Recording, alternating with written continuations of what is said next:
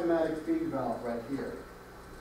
As the water level gets low, this valve is supposed to open up so often by this mechanical, this mechanical linkage with this motor right here. The one thing that when we looked real close at that automatic feed valve, we saw this. It wasn't connected. The linkage wasn't connected at all. In fact, the way they were feeding the water was on the bypass. Okay? So they weren't feeding it through the automatic feed valve. So that was one thing, proper operation. They weren't operating the water properly. You can kind of see how they started to open the valve when the water finally went in there. If you do have a boiler that's experiencing low water condition, what do you want to do? What's the last thing you want to do? The first thing you want to do is shut the boiler down, right? The last thing you want to do is put cold water in there. And that's what they did here. They actually had the security video online. And if you Google it, you can actually go and you can actually see the guy. He's inside, there's no sound on it, but he's inside the boiler room walking around doing his, doing his duties as usual. And then you see him walk out of the frame of the camera. And all of a sudden you see all this steam that's come through the boiler room. Papers flying, steam everywhere, and you see the boiler operator just running past the camera. So they had everything right there on video. So we kind of figure out what happened. We weren't operating the boiler correctly. The boiler dry fired, the alarm went off. It didn't cut off the boiler for some reason. It didn't kill it. So he tried to add water to it, and this is what happened.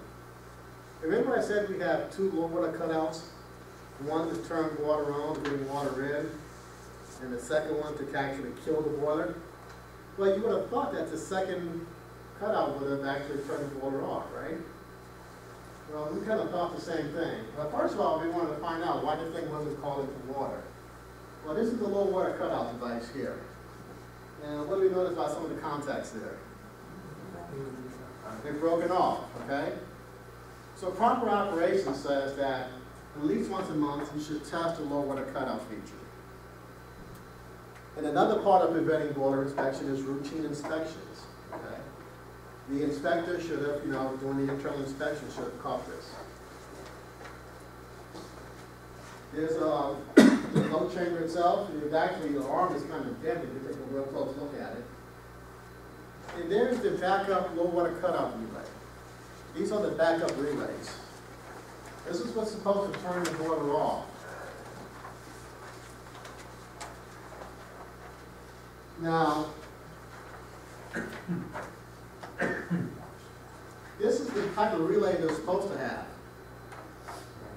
Okay? And this is the type of relay that they actually have. These relays are supposed to have what they call a manual reset. Basically, if it shuts off on low water, before you can start the boiler up, you have to go ahead and reset that low water cutout device. Now take a look at these contacts here. If you take a look at these set of contacts, these are what we call normally open contacts. Now these two relays look alike, right? But take a look at the diagrams on these cutout devices. These two contacts are what we call normally open, but this contact right here is not. This is a normally closed contact. So doing repairs or doing some type of maintenance on the boiler, they had to replace the relay. They put in the wrong type. Kind of look alike, right? But they put in the wrong type. One has a button, the other doesn't have a button. Right, it doesn't have the manual reset. So like I said, it took a series of events which caused that accident, okay? One, they weren't operating properly. Two, they had some improper maintenance going on. And three, the routine inspections didn't catch the fact that these low water cutout devices were bad, wrong types, and they weren't operating the boiler properly. So a lot of things have to come together for this to happen. All right, we're going to take a look here at the video. Let's see if I can get the hotspot going here.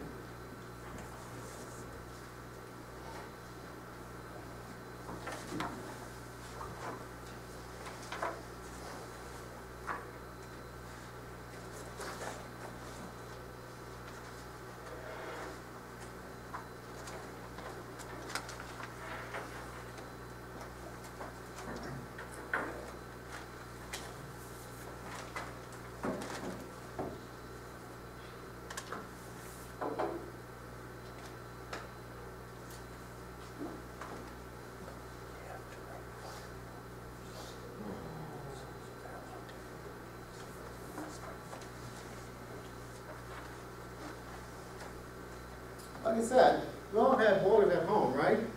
Hot water heaters.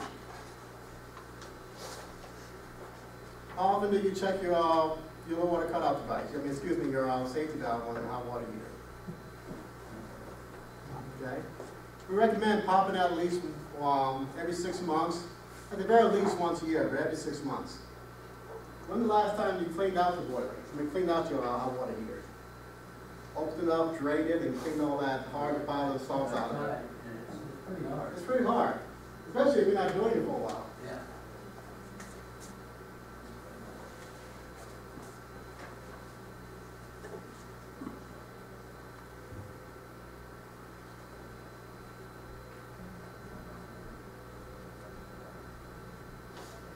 And let's see, do we have any sound here? Oh.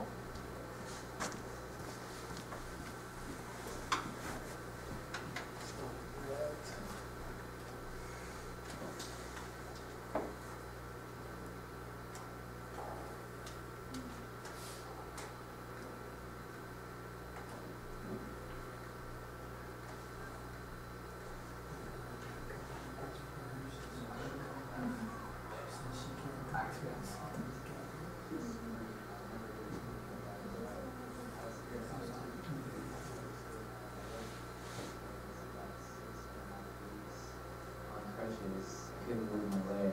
So going from winning medals at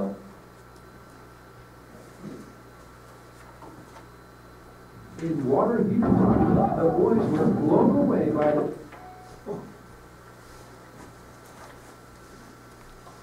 30-gallon water experiment. But what we didn't show you was what happened when we ramped up to a 52-gallon tank. Small, no room. Medium, boom. Extra large, confident. It's the same type, it's set up the same way with all the safeties removed. Everything's the same except it's larger. So I would expect that this is going to blow up exactly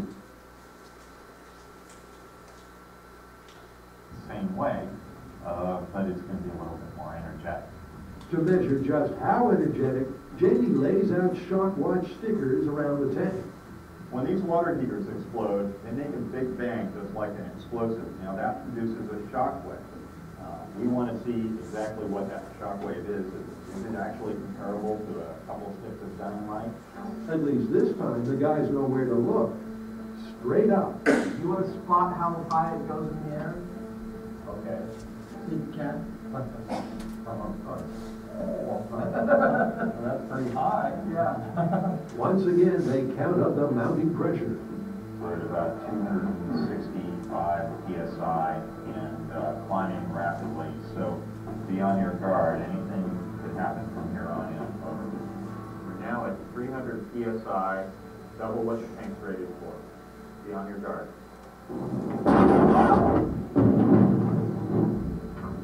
Okay, everybody in here. Lucky we were all on our guard. The heater pushed off the ground with a mighty amount of thrust. Look at how high. Down it comes. Now. Wow. The other guys applauding over there. Wow, that was just around 315 and that acted just like a rocket. Yeah, I'm saying that went up maybe 500 feet.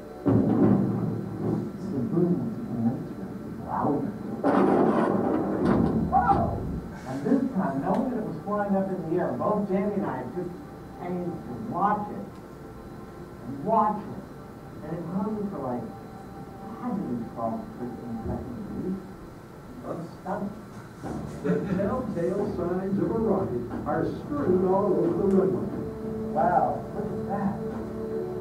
That was my cave. Yeah, the full bowl before we started this test. It went from like this to like that. Whoop. Jamie checks out his shock stickers. These things register shock. They're all tripped. The green one represents 100 Gs. That's supposed to be lethal. So, Note to self, never use a water heater as a drink stand. There's another video out there, same group doing the same thing, except this time they do it to the mock-up of a house. Okay? And you can actually see how it actually, when it goes through the roof, it actually takes the roof off the foundation as it goes through the building, okay? they're showing the water in the hot water heater inside the basement, and it's coming up through several floors, and before it actually goes through the roof. And one thing I like about that video, they've got a mannequin sitting on the couch in front of the TV in the living room, okay? And it goes up right in front of him, okay? So he takes him with it and everything, all right? Like, yeah, okay, that would be me right there on Sunday watching you go.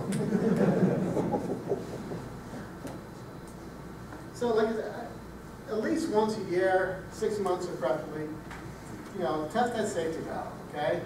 Go ahead and test it and make sure it's working.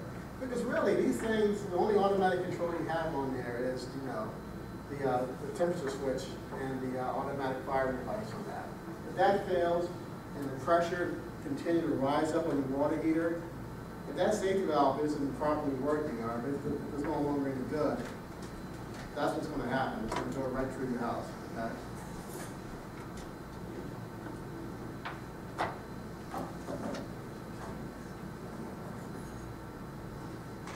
All right, as far as boiler operation, you know, you're making sure you prepare the boiler for operation, starting up the boiler, make sure you observe the heat up rates, make sure you don't heat this thing up too fast, follow the standard operating procedures that come with the boilers. Regular operations, make sure the low water cutoff devices are working, like we saw in the other boiler when it wasn't. Control the safety devices, test those, make sure they're all working. How many guys actually use boiler logs? We recommend using the boiler logs because on the logs, they actually have places for you to annotate where you tested the low water cutoff feature, where you tested the safety valve, okay? There's places to tell you how often you should do it. When we come in to do a boiler inspection, if we see there's a set of boiler logs in there, well, we know these people are actually taking care and following proper procedures on the boilers. Where can you get some boiler logs? You can make them up, or since you guys are insured by HSB, you can go to our website, okay? Our website is www.hsb.com,